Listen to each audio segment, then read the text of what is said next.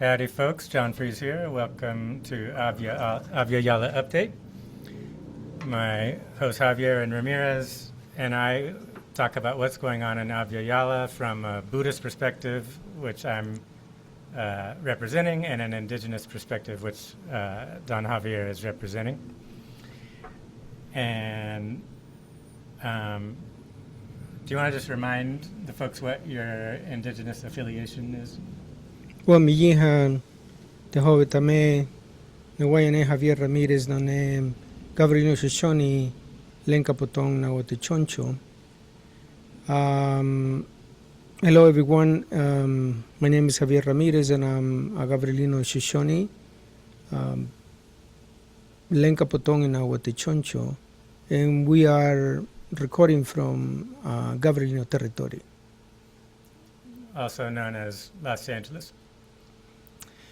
So today we're going to have three topics to discuss: Bolivia, Peru, and Colombia. Obviously, the whole region is in political turmoil because of what's going on with neo-colonialism and the struggle against it. So we don't have time to talk about everything, so we're going to try to just limit ourselves to three areas as our main focus for today. So the first focus is on Bolivia. So there's a general strike going on in Bolivia. The government that is in power now is trying to impose very harsh. They're trying to change the constitution and impose a very harsh neoliberal regime, and so there's a mass uprising against that. So Don Javier, could you give us a little background? Say, what would we say, the general strike? The whole thing has been going on for how long now? About a month, or? 38 days. 38 days. Okay. Well, the Bolivian situation is, I think, is key situation that happened in South Avellala. For we know, fascist regime have been coming part of the, winners in elections, in recent elections. Bolivia, Chile, Ecuador. We have elections in Peru today and also in Colombia in this month, the 21st. Then it's been, a trend that started with Nayib Bukele, then continue with, Panama and Honduras. And for a lot of people, it's like why a region is becoming more fascist. This is a situation that happened here for us in USA with the MAGAs in power, and they have been promoting all of these around the region. What we call it the MAGA row is the corollary to the Monroe Doctrine. The Monroe Doctrine is I call it MAGA and right. Roe, because it's more MAGA than Trump. Then meaning the right wing Zionist imperialist people. Exactly. It's a Zionist MAGA imperialism. Yeah. Then the Zionists who's pushing, the MAGAs to do what is going on around the world, as we know the war with Iran, with Lebanon, all of that. But here because we discussed it before, you remember, John, our empire is crumbling. Then the influence that USA has around the world have been weakened all the time. Then what they need to do is to find resources in an easy way. Then what they do? Well, they have what they call it always the backyard of the United States is South Avellala. Then they had to continue balkanizing the region and taking over governments that are going to provide all the resources. Then that's the situation that happened in Bolivia because of internal, divisions in the MAS, who was the the party in the government for 20 years in Bolivia. After the coup d'etat against Evo, the MAS won elections again with Arce, and when Arce was in power is when the division started. Then it has been, the MAS divided into three different factions, and Evo was accused by Arce and persecuted, and he is in self-asylum at the tropical, in the highlands of Bolivia, where the Aymaras are protecting him. He's an Aymara, and then, the tropical Cochabamba, for being one of the, most organized and many of those communities really good at what they defending their rights and land. They are protecting Evo. Then what is going on in this situation is in that election, last year, if we remember, there was what they call it extreme conservative, and Paz was considered a most moderate. Like in the middle, he's not extreme, but he's not mass. Then he promised that, he's going to make sure that everyone has, progress within the capitalist system. Well, he called it capitalism for everyone. But which is an oxymoron. Yeah, exactly. That's an impossibility. We know that because we live in we live in the heart of the capitalism. Then it's interesting because in 8 months that he has been in power, he has been, creating chaos.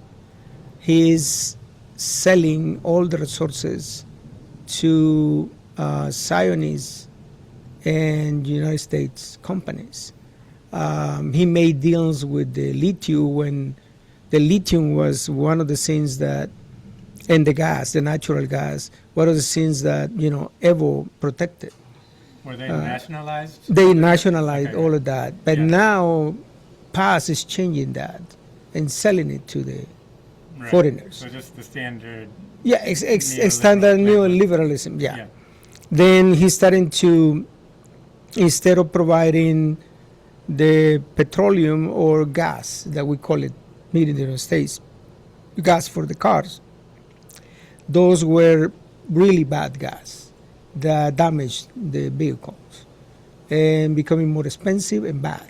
Then all of those who, transport people are starting to complain. Then he is starting to change the land tenancy too. Now those lands that belong to the community, he wants to divide it individually and erase all the collective land for indigenous community, which is not part of the tradition. Then the indigenous community says, hey, wait a minute, this is not our tradition. And we have the right by the Constitution for our land. Then that's starting to create a lot of, bad feelings in the communities, and they're starting to use legal ways, through the Congress, talking to the government, and Paz as starting not to listen to the communities and starting to, become the neoliberal that he is. And starting to say, well, this is the past and this is the progress. And to progress in Bolivia, we need to, sell everything, like Milei is doing in Argentina. Then he's starting to use Milei strategies, and he used in Argentina, in Bolivia. Then people are starting to get, upset. He also accelerated the process against Evo, because from his point of view and for the Zionists and MAGAs, Evo is still, a person they don't want, because they know he could be a really and a stable figure in Bolivia. I mean, the Zionist Western capitalist playbook is decapitate, Yes. and that's what they did in Iran. That's what Israel has been doing all over the region. Yeah, they did it in Venezuela, you know, Right. exactly. Then they have been trying to do that. Then they started to attack Evo, and they started to mobilize even troops. You know, the Bolivian army is starting to receive USA soldiers, you know, which suppose advisors and maneuvers, you know, for the Bolivian army, exercises, Yeah. you know, together. When that happened, then the communities in the tropics starting to close the airport and everything, starting to say they're not going to take Evo from us. Then at the same time, the indigenous communities starting to mobilize in defense of their land, in defense of the water. Then minors starting to mobilize too, because the reduction in their salaries, the increment in all the prices, the transporters is starting to mobilize too because of the bad gasoline, Bad gas in the vehicles. the bad Right. gasoline and Yeah. diesel too. You know, that was not proper for the vehicles to work. They were damaging their own means of you know, of to make money for the families, and they're starting a big situation where PAS didn't respond, and then the mobilization is starting to happen. 38, you know, and he see like, oh, this is you know, Indians and workers that, you know, miners that I don't need to bother, you know, because there is nothing. You know, remember that Rodrigo Paz is an Spaniard. He born in Spain. He didn't born in Bolivia. Right. And he doesn't know the Bolivian reality too, because he born and lives in Spain. And his father was former president, by the way, you know, a bad president of Bolivia. Right. Then he come back to Bolivia just to be in that election, with no possibility in reality to be the winner. But because he presented himself as a moderate, a person who coming with a European mentality, people believe in him and vote for him. Right. And now they see the results, the real Rodrigo Paz. And now they're demanding that he leave Right. the presidency. So in Bolivia, you had, before Mas and Evo came into power, you had a bad neoliberal situation, but then Mas, through a long struggle, they were able to take power, make a lot of changes. But then there was division within Mas, and so then that made it where they couldn't keep continuing to be in power. So that created an opening, and then that's how Paz got in, was because He was the moderate, the lesser of the two evils. right. We can say, you know, we always say that, you know. So can you say more? Why was there division within Mas? Why couldn't they keep it together to prevent Paz from getting in the first place? It's complex, and I think that at least Evo have been giving some, you know, in some interviews, some of his point of views. Arce is practically, you know, silent, and the other faction criticize both Arce and Evo, especially the candidate right now. I forgot his name, but he's a young Aymara indigenous person who was the president of the Congress, and he was an Evista. But Evo, What's an Avista? Evista is follower of Evo. Okay, gotcha. Then he was supporter of Evo when he was in Congress, and he tried to defend it. But when he decided to become a presidential candidate, and Arce blocked Evo in all ways to become a candidate, then Evo distant from him. Then Arce didn't support him because he was supporter of Evo, and Evo didn't support because he decided to become a candidate and didn't support Evo to really find a way to become a candidate. Then they found lupus in the law in Bolivia, where they declared that Evo cannot be elected or be a candidate. I don't know for how many years, 10 or something.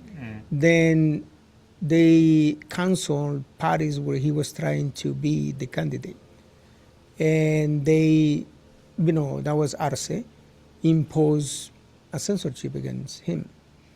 What did they disagree about? Like, what did Arce? Well, because Arce was part of the MAS, but it was not as Evo, in the sense that the Evo has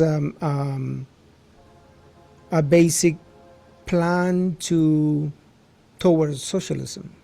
That's MAS. Right, movement towards movements socialism. towards socialism. Yeah. Then his path in government was to provide spaces to build in the future socialism in Bolivia. Arce took a different path. He believed that socialism will happen, but not the way Evo was doing it, because that create confrontation against the United States and confrontation with the elite in Bolivia. Then he was trying to mediate with the USA government and all the elite in Bolivia. And from that reason, they distanced from each other, because Evo said, I'm not going to support you doing that. We make an agreement that we will do this as a mass movement. Right. And Evo distanced from Arce. And then is when, accusations of him being rapist, Right, and all of that is starting to happen. They trying to kill him too, and there was police forces who tried to kill him. And from that point, he went into asylum into the tropical. So he's pulled back within his own indigenous territory, Yes, and yeah. he's surrounded by. The more strongest part where he belongs, Right. when he was a Cocalero leader. Yeah. Right. Then And is the red ponchos synonymous with that, or is no, the red ponchos are Aymaras, but the red ponchos are from the highlands, of course. Yep. But they become even before Evo, they become an important group in the Aymaras, because a lot of the Ponchos Rojos have been in the army. They have military training. Then they are really organized, disciplined in what they do. And for decades, they have been fighting against injustice. For example, I was mentioning to you before we recorded that in 2000, well, 1990 and 2000, the government at that time, that I don't remember who was the president right now, but trying to take the natural gas and give it to the foreigners. And the prices become so high that people are starting to complain. But the problem is the people who are not indigenous don't have the level of organization that indigenous community have. Then the Poncho Rojo is starting to mobilize into pass. And when that happens, people know that something is going to change. Then the Poncho Rojo started to move in all the indigenous communities, like, for example, the lowland communities in the 90s starting to organize better to defend the rights, the land, They become really strong, too, like the highlands, indigenous communities, Aymaras and Quechuas. Then they started to, part of the love lands indigenous of the Guarani. And they are really also good warriors. Then they started to organize as a communities, and when they see the mobilization of the Ponchos Rojos, they join too. So everyone was inspired. Everyone was inspired by them, and then they, the company left, and the government was defeated, right. And they changed the government. Then when MAS was created, Evo took all of that discomfort of the communities and used it to win the election. While he was in power, Bolivia was really in a good shape. From being one of the most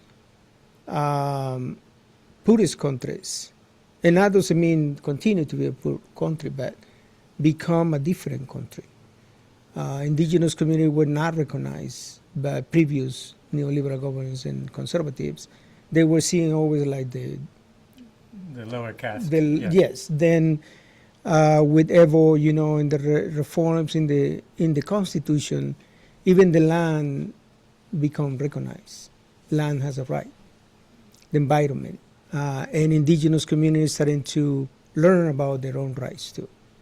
Then they started to move forward with the rights, and instead of invaded the cities, they stay at the communities and they progress in their communities. They organize schools, hospitals, traditional authorities were getting more important.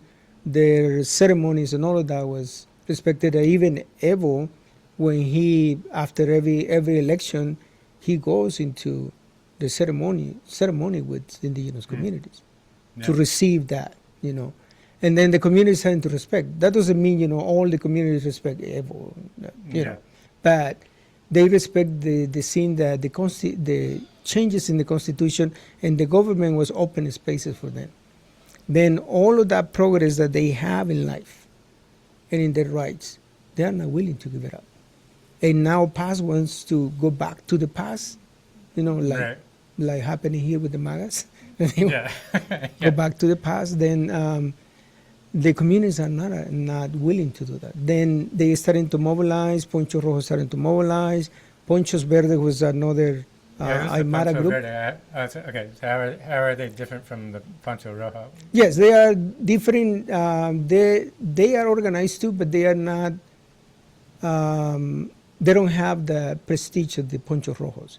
But the Poncho Verde is still in a strong, Does organization. the color symbolize anything, or is it? It depends on the communities where they come in. Yeah, Okay. They use the green poncho instead of the red one. Right.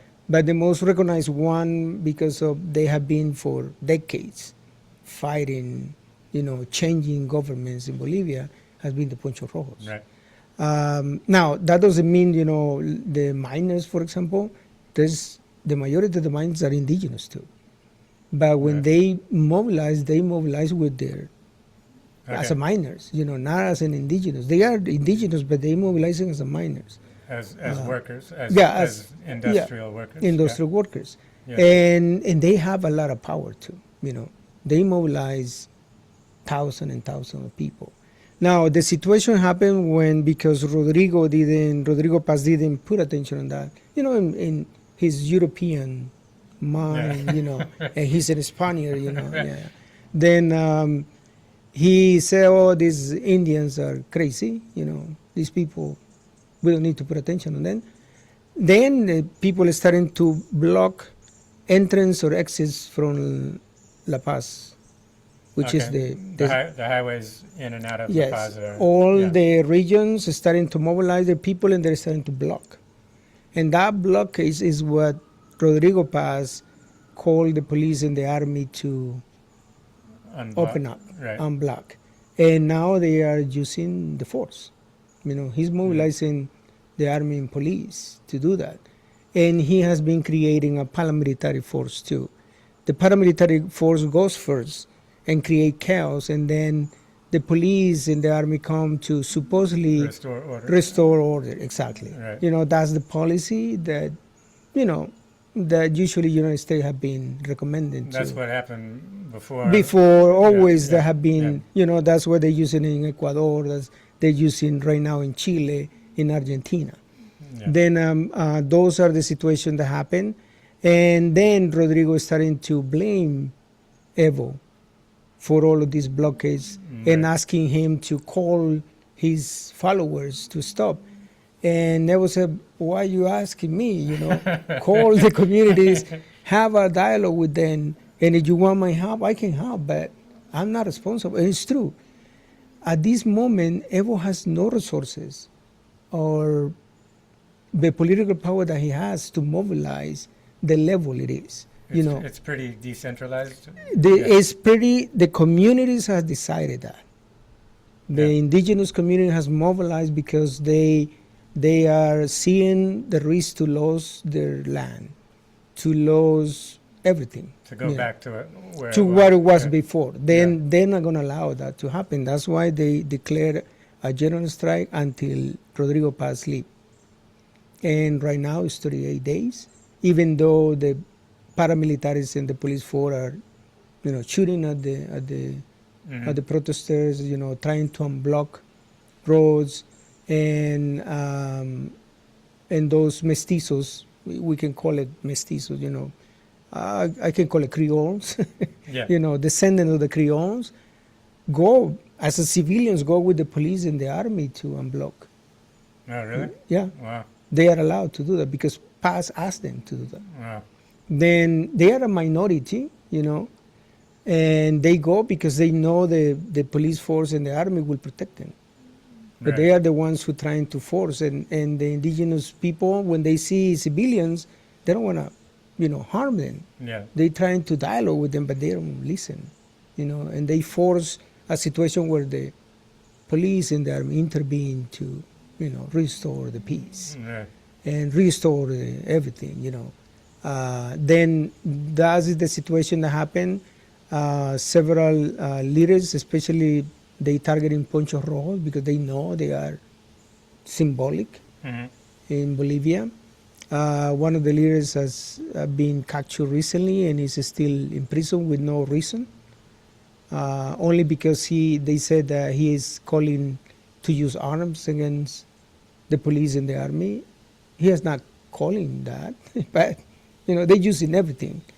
They also last week, I believe this happened last week or more, an ex-senator and Aymara indigenous senator, a woman who was, respected by the communities, was also detained by police in not with recognized, undercover, but heavily armed. They kidnapped her, and then they found her in the police, but they released her recently because they couldn't find anything against, and she was a politician before, Then several of the actual senators in Congress, starting to ask questions to the government. And many of those who are indigenous in Congress or has been, supporting mass governments, they are talking against Rodrigo Paz in the Congress. And they're trying to chop down them, but they continue. They're not going to stop, because one of the things is Rodrigo Paz tried to pass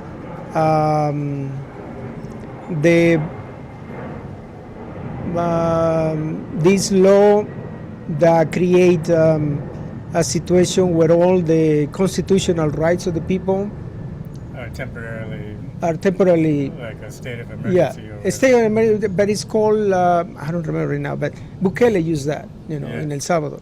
Novoa used it in Ecuador too. Then that is something that the Congress that support Paz allow him to do that. Right. But then those Congress members and senators who are not in favor of Paz, they said that you declare that state of state of exception. A state. They're gonna ask Paz to leave the government. Right. And that is powerful because it's elected politicians are saying that. So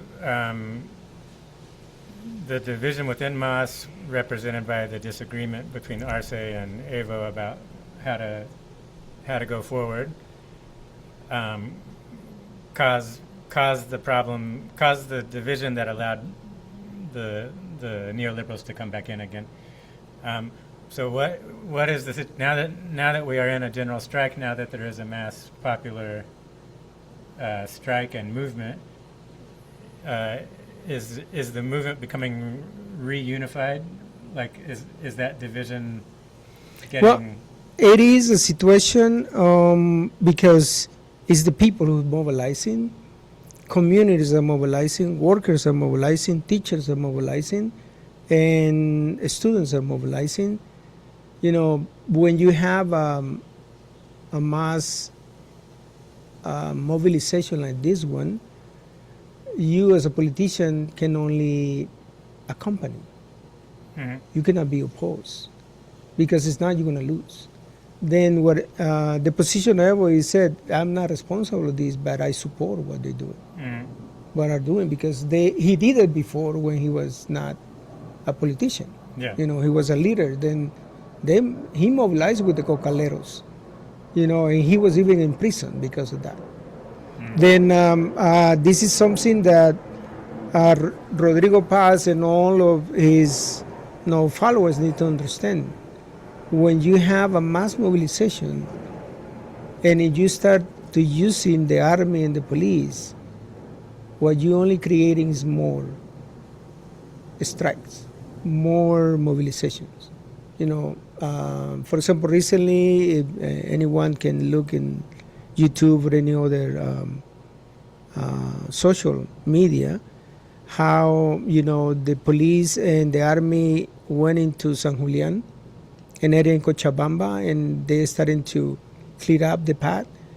And the young people from the near communities, without nobody telling them, oh, here money coming, they come and they defend the community and they push the police and the army. And now the police are saying that these people are violent because they're using weapons. And and the chief of police show one of the helmets with the entrance and Right, like a guy, and the like, police officer is in critical condition in the hospital when they are the ones who are armed.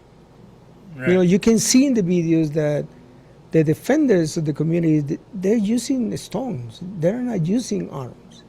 They Yeah, have yeah. arms, but Right. they had decided not to use it yet. But if the situation happened that this violence becomes so hard, I don't see why the communities are not going to arm themselves. Now, And, you asked me one time if Bolivia is in verge of civil war. If the mobilization is still as they are, not yet. But if Paz doesn't leave and is starting to kill more people, the people will respond. And Right. then you could have a war situation. That's why, for example, right now, Paz is asking the United States support. And, those army members are coming to Bolivia because one of the situations could happen is the United States decide to intervene in favor of Rodrigo Paz. And they can do that because at this point, the Zionists and the MAGAs do whatever they want and nobody say anything to them. That's happened in Venezuela, and now they have all the resources of Venezuela under their hand. Now the most important thing that the Zionists and the MAGA look is the lithium. As we know, the lithium triangle is between Argentina, Chile, and Bolivia. But the biggest part of the lithium is in Bolivia land. Chile has a part and it's smaller in Argentina, but it's Bolivia. That's why they are supporting Rodrigo Paz, because they want that resources. Elon Musk is happy when Rodrigo Paz won because he said, oh, now we have all the lithium that's we need. basically what he said is we'll just come take it. Yeah, Yeah. he said. Yeah. Because he knows CAS is already giving to them. Milei is giving everything to the Yeah. United States and the Zionists. He even declared himself a Zionist, Milei. Yeah. And then it is, it is ridiculous what's going on, but, Zionist has all the tentacles controlling these fascist regimes. And those are failed regimes because right now the situation in Argentina is the worst situation, even worse than Bolivia. But the difference is the Bolivian has been preparing themselves for this situation. They have been organizing themselves. They have been creating structures within their own communities outside the government. It doesn't matter who's in the government. They are organized to defend themselves. And that's what you see today. Could you say that because it's a much larger and stronger indigenous population in Bolivia as compared to Argentina, that that's one of the main factors behind that? I think it is the history of the region and all the struggles that have been happening for a long time.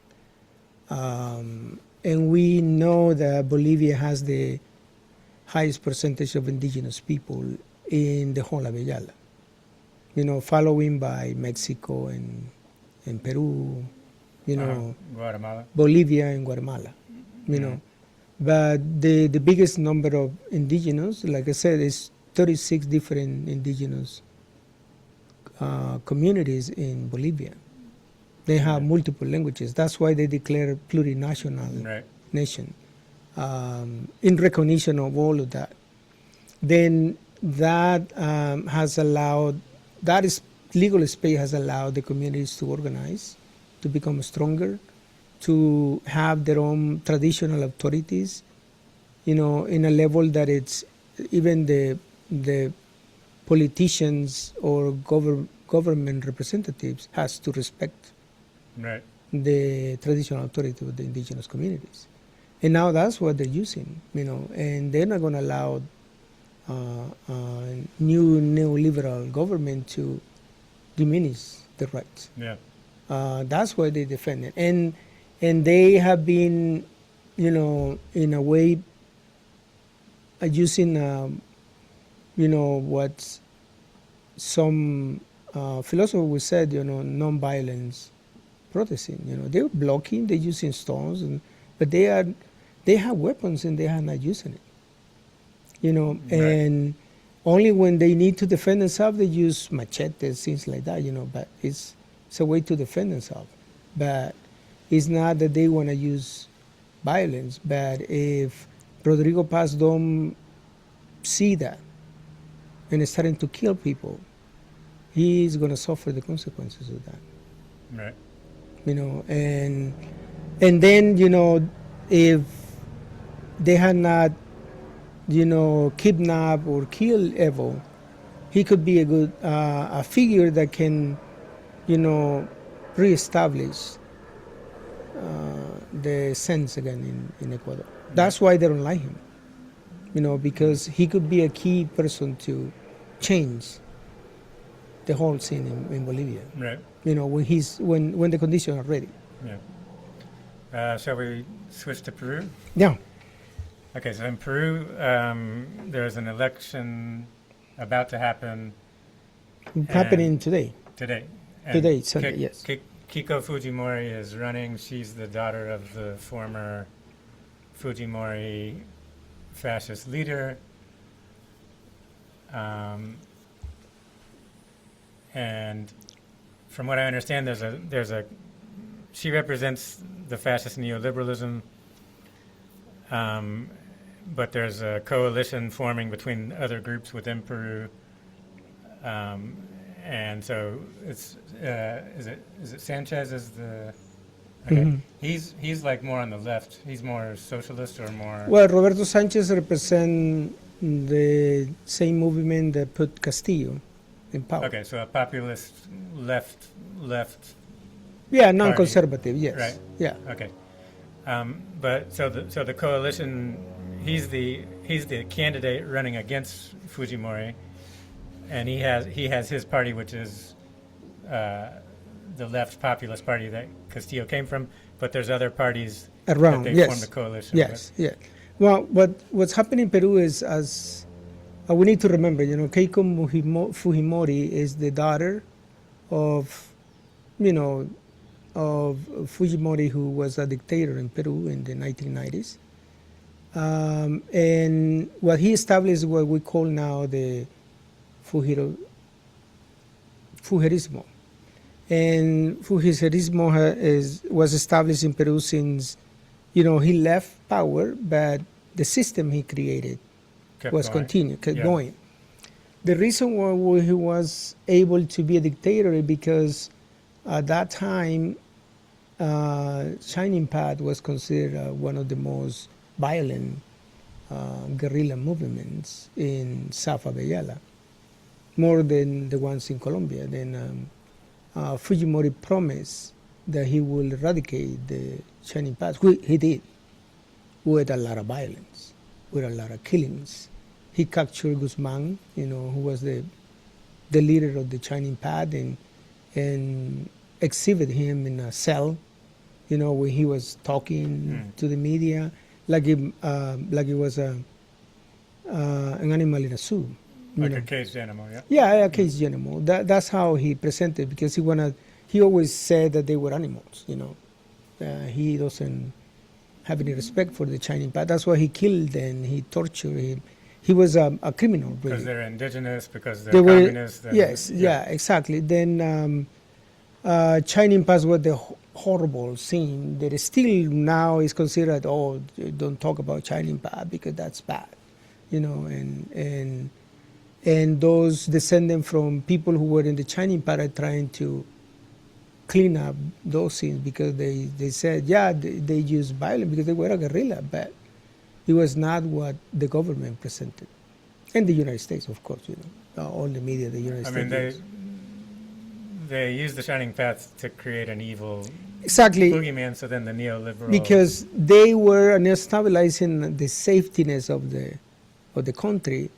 Fujimori came as the person who's going to regain law and order, the law and order, the safe, and that's why he, eliminated the Congress and he become the dictator, because he really, destroyed Shining Path at the point that, people believe that, they call it the Chino, and he was a Japanese.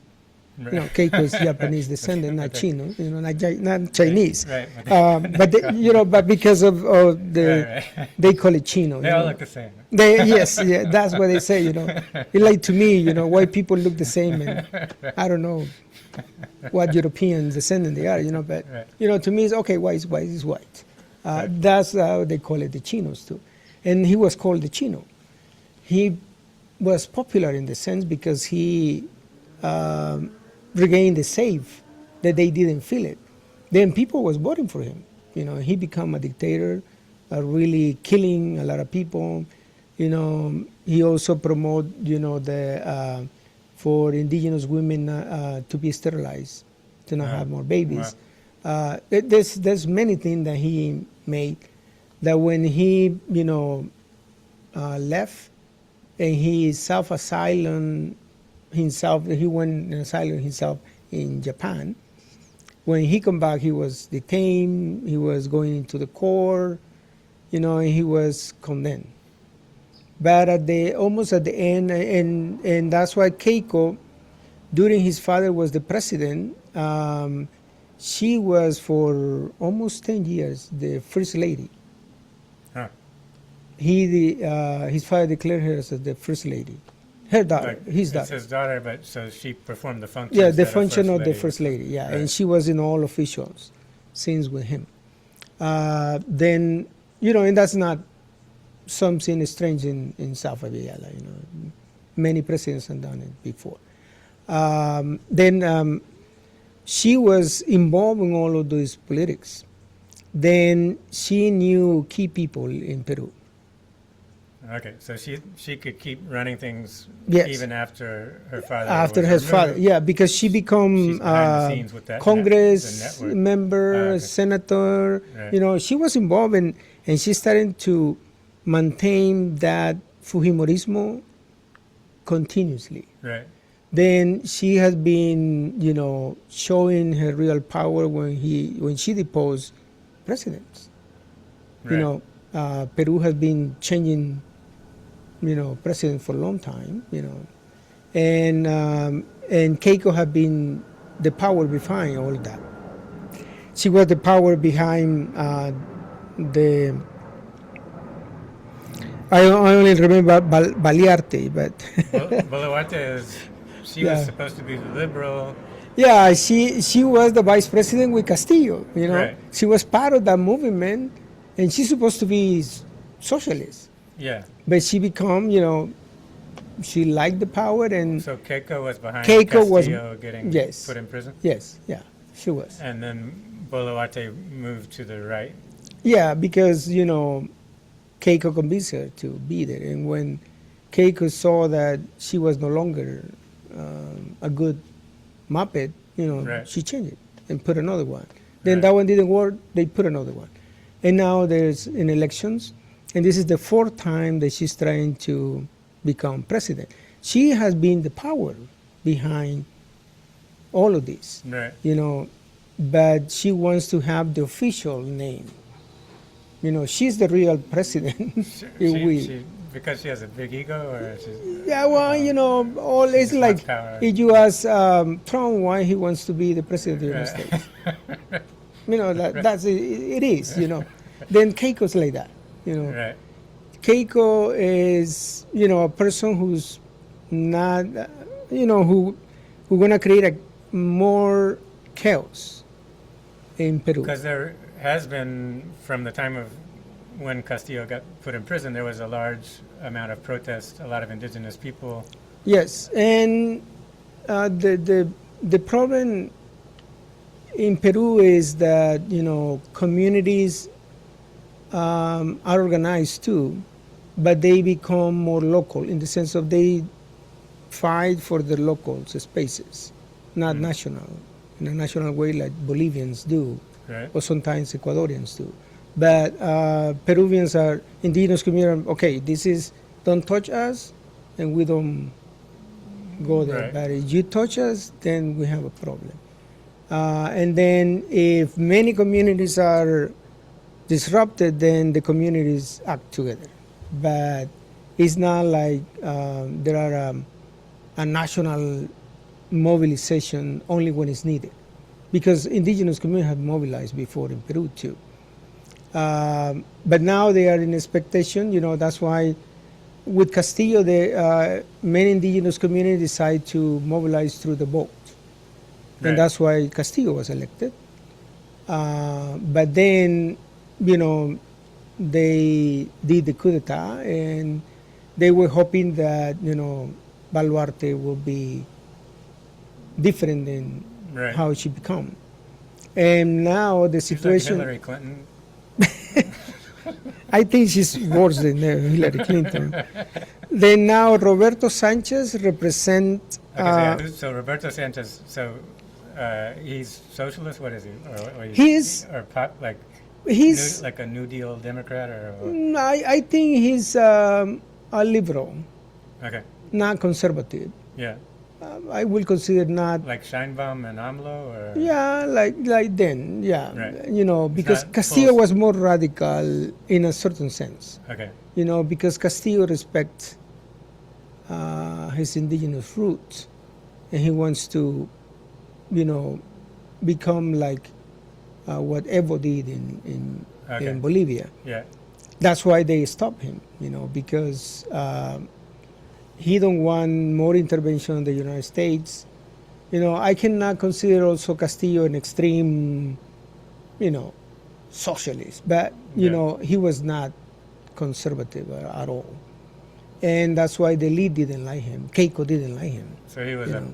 populist who could also help organize the indigenous Yes, people he will to put mo- to the move beyond indigenous. the Yes, regional to the yes, national. yeah. Yeah. He will put the indigenous people in a Right. higher level than they are in Peru. Okay, so Because- Sanchez is Sanchez a is- Limanista from Lima. Yeah, it's from Lima, and Sanchez is really, you know, for people to understand him better, he used the same hat that Castillo used. You know, that big Okay. hat of the region, Yeah, and that show people that he's wants to be different than Keiko or what they have. And remember, right now, Peru is a failed narco estado, you know, Right. narco state. Even if the United States doesn't say it, you know, Peru have been, you know, and you can say guns are controlling like in Ecuador, gangs are controlling the state. Right. Then are gangsters who really control what the government does. And Keiko is in favor of that because she had been using those gangs in her favor. Then if she become the official president, It's going to get worse. it's going to get worse, yes. Yeah. And most likely Peru is going to become like right now is Ecuador, a failed narco state where, Novoa being a USA citizen, by the way, like in Bolivia we have, Paz who was from Spain. Yeah. Novoa born and raised in Florida, United States. And he just With went the to... He like hung out with the Cubans? Or? He doesn't like Cubans, well, the Cuban the ones regime. in Florida. Yeah. Then, no, he loves the Cubans in Florida. That's what I mean. Then, So he's kind of from that. Yes. space. Then that's why he's, a puppet of the MAGA. He's like, yeah, you can, in the referendum, last year referendum, the majority of the Ecuadorians said, no, we don't want military bases in the U.S. And what's happening right now?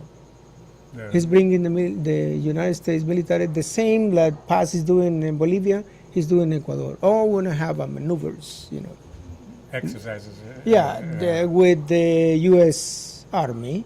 They are guesses, but they are mobilizing because he is under the protection of the MAGA.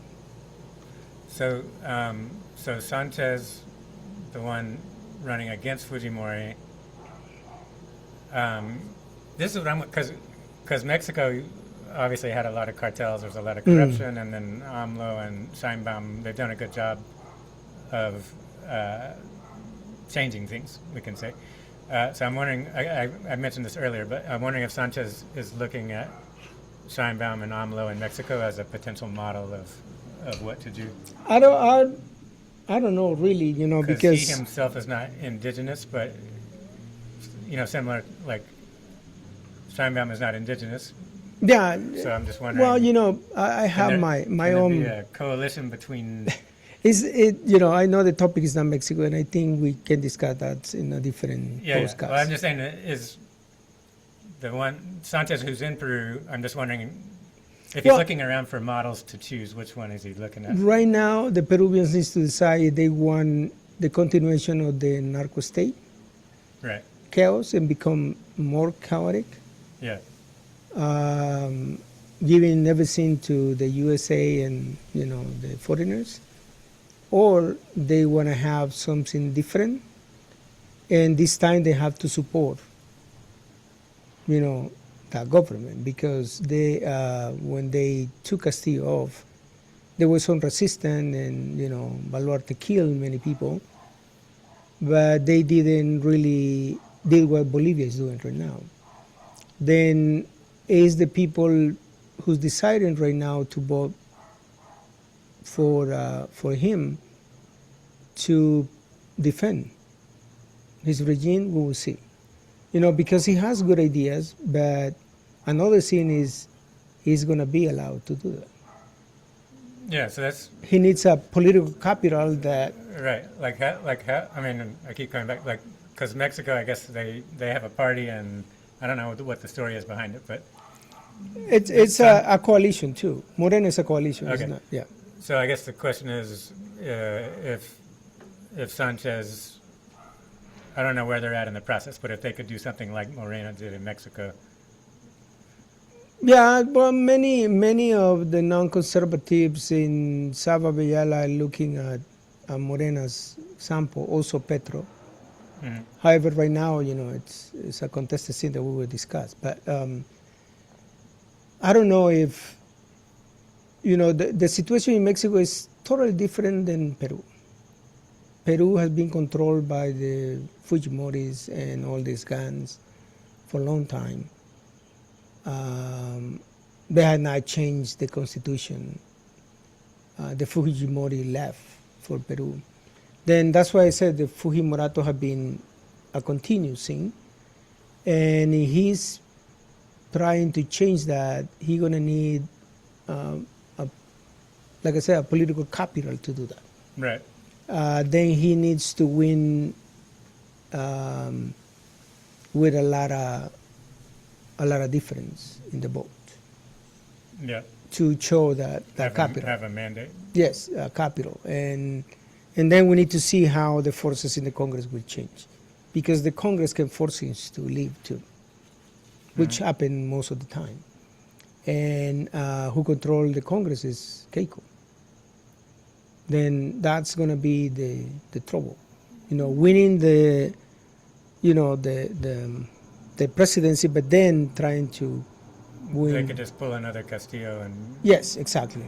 Right. Then that's the situation that could happen. And we need to see how the MAGA are going to react if he won. Yeah. How Keiko is going to respond. Is she going to start attacking like she did with Castillo, or she's going to get, Right. given some space and then continue attacking like she always does. We will see. The situation in Peru is critical, and we will see the results today. Right. Okay, so then for the final topic, Colombia. Colombia is an interesting thing. Well, all the region is Right. is really interesting because Ivan Cepeda is, as we know, the candidate from the movement that was fought around Petro. So there's an upcoming election in Colombia. It's the June 21st. Okay. It's the second round. There were several candidates in the first round, and one of the candidates the Uribe, who's a narco president, who was a narco president, and he was a criminal. He's a criminal. He was even went into court and was found guilty, and he's supposed to be in prison, but then the Supreme Court decided to release him. Oh, wow. And who did this and winning court was Cepeda. Who? Cepeda, Okay. the candidate of the Petro movement, Right. because his father was killed by Uribista's followers. Then he fought for a long time against Uribe through the legal system. And he finally saw the results when he was condemned. But then the Supreme Court said no. There's some things that are not, they found loopholes and they decided to liberate Uribe. But we know that Uribe is a power. He was the power behind many paramilitaries. He led the army to many massacres in Colombia. He had been attacking indigenous communities. Uribe considered, that indigenous are like a cancer, and he has to be eliminated. And his candidate in the first round was Paloma Valencia. Paloma Valencia, one of the proposals here was to divide Cauca into two regions, one for all the mestizos and one for all the indigenous, and provide all the resources to the mestizos. When you say Cauca, what does that mean? The Cauca is one of the biggest regions, rich regions in Colombia, with So a lot of natural they wanted resources. to divide and conquer that. Yes, region. yeah, they want, because they know indigenous communities have been organizing more. Now you have indigenous communities more organized, stronger traditional authorities too, that before you didn't know about them. They have been defending their language, their territories, and one thing the Petro has been done is to recognize that, giving land to them. Mm-hmm. Not only indigenous but also peasants. He has given a lot of land that other governments didn't do it. He has increased the minimum wage too, at the level that Colombia never have it before. Even ex-militaries, they said it has to be a zurdo, that means a left person, to come to give us the salaries and all the equipment that we need as an army. Right. And they recognize that. Right. It has been Petro who has provided that. Then Petro has done many good things for Colombia. Mm-hmm. But now this Espriella, his name is Abelardo de la Espriella. Yeah. Abelardo de la Espriella is a really interesting character, and he is called the Milei of Colombia because he's proposing the same Same Milei's. neoliberal playbook. Yeah, extreme And neoliberalism. also supporting Zionism. He has been saying in public, television that he has the phone that as soon he become president, he can lift it and talk and reestablish the relation with the United States as they were before. In other words, he's the puppet of the MAGA who's going to do whatever they're going to ask him to do. Right. Like Milei does. Milei is like the dog, The pet. Yeah. the pet that follow, Yeah. the owner. Then Espriella is going to be like that. Now he's using populist, messages, but also the traditional Uribe's messages, like order, safe and Law and order. constitution, and he's going to fight. He's going to use, the army to destroy any enemies and blah blah blah. That's how he speaks. He is going to repress anyone who protests or anything. And he has said it openly. Then, but it was interesting that in the first round, he got a little bit more than 10 million votes, and he became the first. When people believed before it was between, Cepeda and Paloma, Valencia, but they were considering him like in the third or fourth, and he became the one. Now, Uribe has expressed his support to him. Assume he was the first. He speak in TV saying that he support completely. Then we knew, and anyone who follow what's going on in Colombia, you knew that Espriella was Uribista too, Right. Even though he was not saying it, but yes, he was an Uribista. Not only Same agenda. same agenda, same thing. People will control him. Yeah, the only thing is he's more populist, not like Paloma, who's like elite or wants to present herself like, that lady from the high society. He was more like, oh no, I'm from the people, and yeah, but he's an Uribista. He's a crazy guy. He has saying openly in TV too that when he was young, he used explosive against cats. He blew up cats. He blew up cats. Right. Then people don't notice that, but we remember you're a counselor, and you know that one of the characteristics of the psychopaths is cruelty against animals. They kill animals, and then they kill people when they grow up. Because that's a training for them to control. And then when they have grew up, they started killing people. Then this is a potential president that has this dark, well, I don't want to say that, but really creepy side. Then also, he is a lawyer, and he's known in Colombia a lawyer who defends paramilitaries and defend narco-traffickers. Wow. Yeah. He defend Uribe. Right. He was the main defender of Uribe. Then how you suppose he's now Uribista? Yeah, right. Then all those key things, people is forgetting that he is the worst person who could be a president in Colombia. Yeah. But again, United States is promoting him.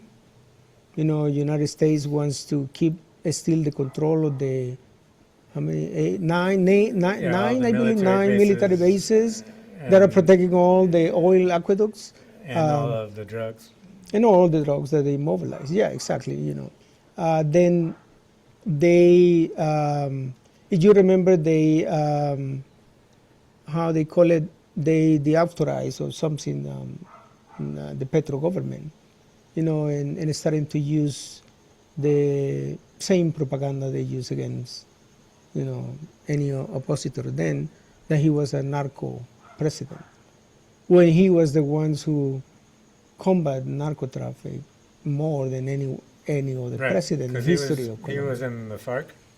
No, he was in M19. Is that similar or? M19. That was the first guerrilla movement who decided to stop Okay. the armed struggle. Yeah, Right. the M19. So he's a former guerrilla then. He's a former guerrilla. Yeah. Yes. Mm. But he was really young at that time. Then he has been, involved in politics since they started to become, a political party. The good thing that they didn't call themselves M19, but everyone knew, and, Yeah. and he never has said, no, I was not, Right. He has clearly mentioned that was his past. But he has a socialist mentality, and he has been trying not to make Colombia a non-capitalist country, but to have a more social justice. And that's what he did in these 4 years of his regime, in the sense of his government has been contributing to raise the consciousness about the different communities, the Afro-descendants, the indigenous communities, giving land to, like I said, to all communities, protect the poorest one, trying to raise from the poverty level many communities, provide resources, schools, hospitals, that's why, for example, the Cubans were helping to provide, the best quality of medicine, like the Cubans always do. Yeah. And he has been criticized for that, because they were expected, most of the radicals were expected to see a socialist person, making this radical thing. Yeah. But he understands the reality of Colombia. Then Petro has been, I think, a better example than Morena in Mexico for me. That he has a clear idea where he want to see the future, but at the same time, he's clear that the reality doesn't allow him to do it at this moment in Colombia. Then step by step, he's trying to make things different, raising the minimum wage, providing better health, providing better education, providing more benefits to the military. When he was fighting against the military, but Right. he understands. The working class, whatever. It's a right, working class, He knows that the militaries risk their life and they don't receive really salary, or pension, uh, or good, any benefit. wages for active. Yeah, the wages and also all the benefit that they need to have, for what they do. And he's just giving that to them. Better equipment, better benefits, better salaries. The police force too. He has been promoting people that was not promoting before. Then he has made many changes that people now can see. But you have this populist message, constantly from Espriella that is trying to cloud everything. And like, the MAGAs use all the lies, they use the lies in Colombia too. And the MAGAs are investing, and Uribe is investing a lot to make sure that Cepeda doesn't get elected. So I'm kind of ignorant, like, how come Petro doesn't run again? Well, because before presidents could be reelected for a second term, Yeah. but then the constitution changed. I think it was during Santos that was changed, and they cannot be reelected Only anymore. one term. Only for 4 one years. term. Yeah. Ah. Now he can be president He can in come another come- time. Just Yes. can't be one. It can't be It sequential. cannot be consecutive. Yeah. Okay. They cannot be So consecutive. Cepeda, that's the one. What's the guy that is continuing his platform? Yes, it will be the continuation of what Petro has done. Okay, so could they just But alternate with each other? Cepeda, remember, Cepeda is a communist. So he's more left than Petro? He's more left than Petro, yes.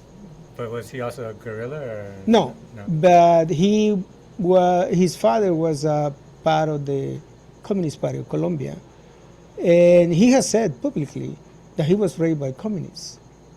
And he raised his consciousness as a communist. Okay. Now, he doesn't call himself extreme communist, because if you say that in Colombia, You'll be shot. but his political formation is communist. Yeah. Okay. Then, and he has a father who was killed. Because of being a communist? Yes. Yeah. And he was a politician too. Then Right. he has been a mayor too, and as a mayor, he was a good mayor. He was popular and people support him. He's not as charismatic as Petro, you can say, but if you hear his messages, he's clear of what he's saying. Right. He has a clear idea where he wants to see Colombia moving. And he's clear that Petro has been done a good job and he will continue doing. Right. Then, of course, the United States don't want that. Yeah. Because it's what's happened in Chile, or you put a communist or you put Cas. Then the United States, no, Cas. He was a Nazi, but, At least he's not a communist. he's not a according to communist, right, yeah. And it's the same scene, the Cuba-Suela argument is always, he's become, they say when Petro, you remember, they were saying, Petro is going to be a dictator and he's going to stay in power and he's going to change the Constitution. He didn't change the Constitution. Right. He didn't stay in power. But they said, Colombia is going to become a Venezuela or Cuba. Didn't happen. They continue with that argument. And anywhere in Navia there's elections, they're always going to use the same argument. And they're the ones that want to stay in power and change Yes, the Constitution. exactly. Yes, yeah. Like The accusation like is a Bukele did it in confession. El Salvador, Yeah. Like Ho did it in Honduras. And he was a narco president who was found guilty here in the court of the United States Right. and sentenced to 45 years in prison. And MAGA come and said, no, you're free. Yeah. You can go back to Honduras. Why? Because they want to have the stabilized force. Why they are after Cuba too? Yeah, it's another conversation that we need to have. Because I think it is important to understand how MAGA is trying to intervene in this election that happening in Peru and Colombia. How they're going to intervene in next year in Brazil. Lula is still, supported. He's popular. Mm-hmm. He has a good chances to win again, but Isn't he getting old? yes. But yeah, he could win it again. Yeah. And he's one of the, the main figures in the BRICS. Then, of course, the United States wants to, Right. yeah. Making him not to be in power anymore. Just going back to Colombia before we leave, there's the conservative guy, there's the communist guy, and then there's a third candidate that's like the election now is a runoff between two candidates. It's two candidates. So there was before that. In other words, what were the different parties and where did the votes go? It was. I don't remember his name, but he was a key figure during Petro's election too. He was like the third, and this time he was the fourth. And he's kind of a centrist, or He's a kind of centrist conservative. He's not extreme conservative, and he doesn't like extreme conservatives. Yeah. But he doesn't like communists too. And the last election when Petro won, he was the one who told his voters that he doesn't support extreme, conservative, but he's not supporting Petro too. And he allowed his constituencies to decide for who. So he implicitly supported Implicitly, Petro. Right. he was saying, "I don't like this candidate. You know, the only choice you have is this one." But In other words, these people are fascists. yes, yeah. So, Then now you have extreme fascists, a Milei to destroy Colombia, yeah. or you have Cepeda, who, even though he was formed as a communist, he's not an extreme too. He's not a fascist. He's not a radical communist. You know, he's a smart politician. He's an academic too, and he has a clear idea where he wants to see Colombia. Then he has a good sense of human rights too, you know, because he has been defending human rights for a long time. Then he's known in Colombia for that, for defending people, for defending all the right causes. Then Cepeda was chosen as the candidate because of that reason. All the history that is behind him and all, you know, that experience that he has. Then I was expecting more the daughter of one of the leaders of the M19 that was killed, who became the candidate, but they choose Cepeda and said, oh, well, it's good, you know. Then I hope that the Colombians vote for Cepeda. So even the centrist sort of right is like their allergy to communism is not so bad. Like, well, the problem is Petro was not considered a communist, ex-guerrilla, but not communist, even though they use the same arguments. Then a lot of the people didn't, because he was already a Congress person, you know, Petro. yeah, And in this case of Cepeda, they know that he has been a politician too for a long time and a defender of the human rights. Then maybe the argument of communism doesn't go so far, even though they're using it. You know, because they use, oh, Cepeda is going to turn Colombia into Venezuela and Cuba, you know.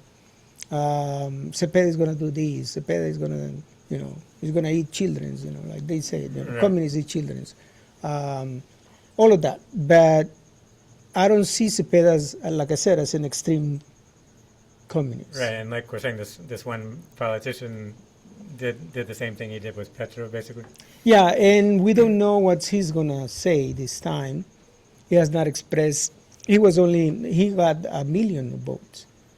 Again, you know, he's one of the forces in the political spectrum in Colombia. Not the main one, but is still, you know, an influence, especially in Bogota. You know, he has a lot of. Oh, he's from Medellin. Well, one of the main cities. Then he has a strong influence. If it's close, he can tip it one he way. Can, yes, he can be the key again. You know. Are there polls now? Now, Paloma has say directly that she support Espriella. Yeah. You know, she expressed, you know, because it's a Uribista. Then she is asking her voters to vote for Espriella. Then, because it's so close, you know, it's only like 500,000 different, 500,000 votes. That could be really a way to see that how people move and the possibility for Cepeda is still there. Yeah. You know, now, depending on how much the United States and the Zionists will intervene, you know, how they will, you know, use all the propaganda they have been used in Honduras, in Chile, you know, in Ecuador, in Argentina, how much they use it for people to change their vote. Yeah.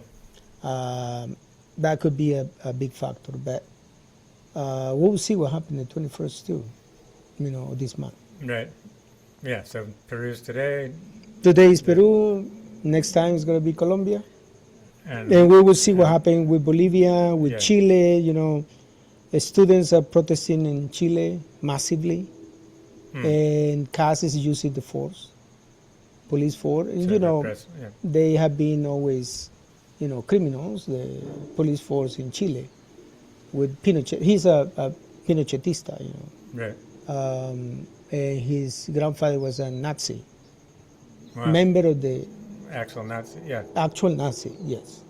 Cas. Yeah. That's why his last name is Cas. Right. He's German. He's German descendant. Yeah. Yeah. And his grandfather was a Nazi. Then he has not denied that,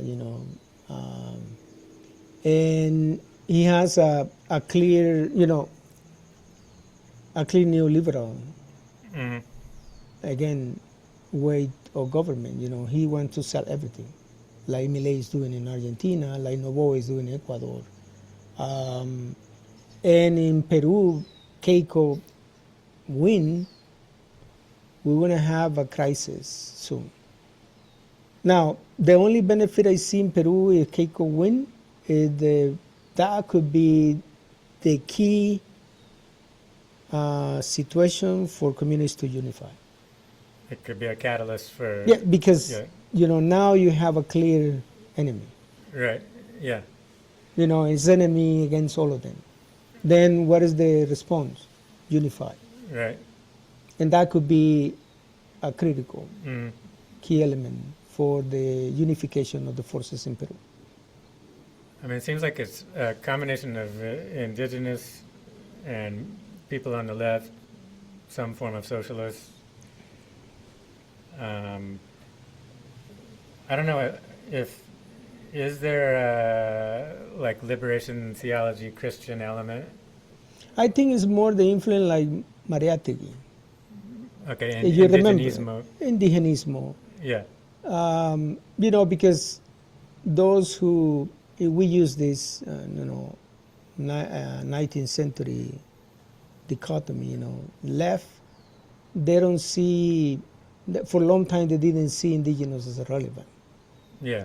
But if you go to countries where the indigenous population is majority, you cannot deny it. And the results.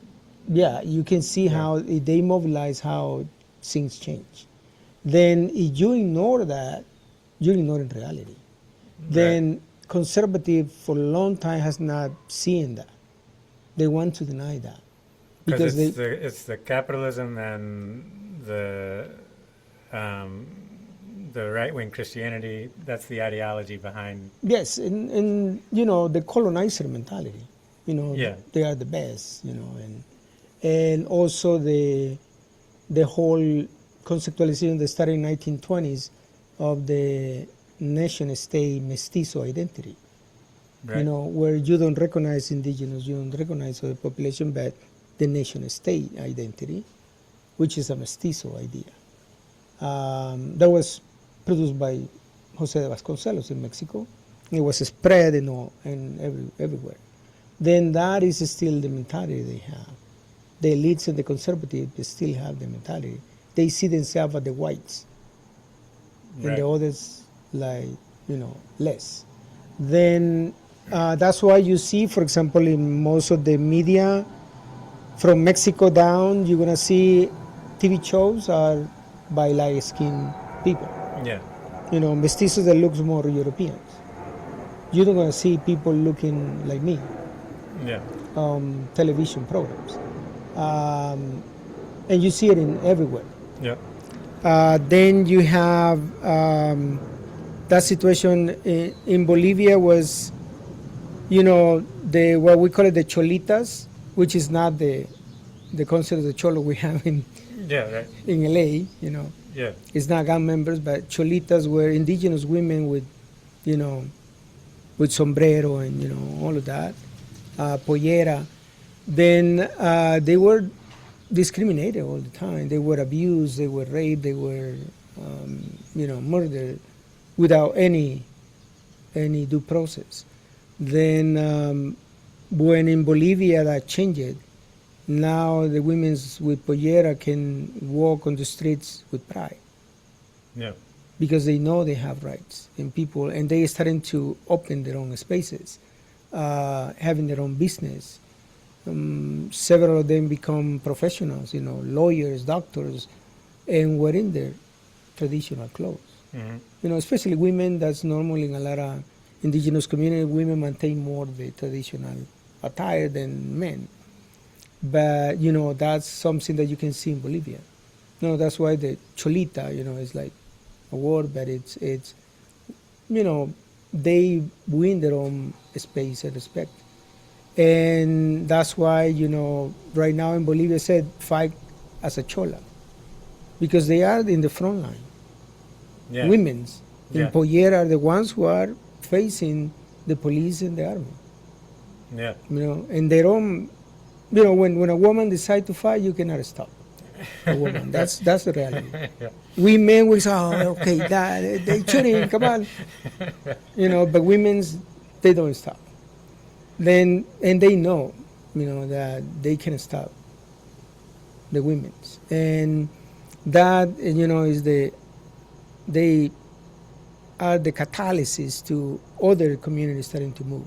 Workers, students, teachers, which have a lot of indigenous people Yeah. too, But now people in Congress too, they are starting to act too, in their own ways. Yeah. But at least they start expressing themselves against what's Paz is doing in Bolivia. Yeah. Then we could have different scenarios, but at this point, I hope, because right now Bolivia is sparking a lot of, is the inspiration for a lot of movements in Chile, in Argentina, in Ecuador. La CONAI have been expressing his support to the Bolivians, sisters and brothers, and they are going to look for the referendum to revocate Novoa. And I hope they do. They will do it. And of course, the indigenous communities in Colombia are starting to mobilize and starting to express more support for Cepeda, because they know Espriella is not good for them. Yeah. Wherever they have been open spaces, Espriella is going to close all of them and start killing them. Yeah. Like they did, the Uribista had done for a long time. Uribe has caused a lot of massacres. And he's, has a military mentality. Then it is, we're going to see most likely more intervention on the U.S. USA government is going to intervene more. Yeah. And it's going to start putting more pressure, That's why they took over the Panama Canal. It's not officially, Yeah. Right. but There. Panama is giving the control to U.S. Yeah. Yeah. Murillo is a fascist too. He's pro USA. Then they know Murillo is not going to say anything. Then they taking control of the canal, because the port in Peru. The reason why they want Keiko to be a president is to take control of the Chinese port. Oh, the port. Right. Which is one of the most advanced in technology that exists Yeah. in the continent. Yeah. Not even United States has a port like that. Yeah. They want to take control. They want to take over. Yeah. All right. All right. Well, to that's be continued. Yeah, that's roughly what's going on in Avellala. Right. And we will see what happens. We'll report back soon.